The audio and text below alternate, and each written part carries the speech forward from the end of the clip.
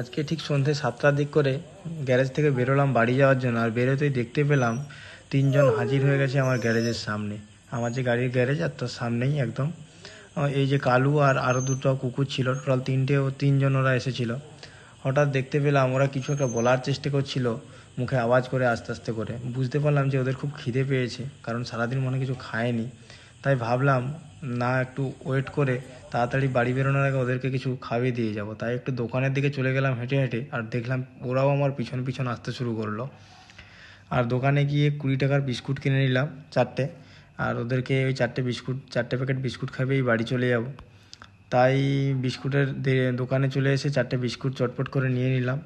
তো একটা কথা বলবো, তোমরা যারা রাস্তায় দেখি অনেকে মারো কুকুরকে, প্লিজ দয়া করে ওদেরকে মারবে না। তোমরা খেতে দিতে নাই পারো, কিন্তু মারবে না।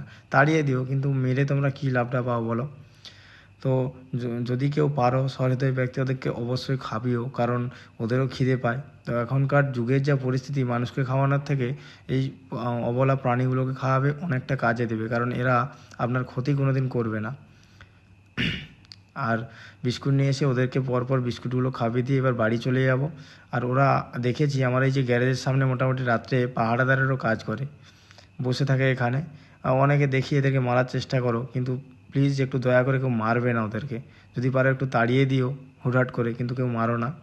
আর যারা আমাদের মতো গাড়ি চালাও, আমরা যেরকম গাড়ি চালাই, আমাদের মতো যেসব দাদা ভাইরা গাড়ি চালাও, প্লিজ একটু সাবধানে গাড়ি চালিও, কারণ এইসব অবলা প্রাণীগুলো যখন দেখবে কাঁদে রাস্তাতে, কতটা দেখতে খুব খারাপ লাগে।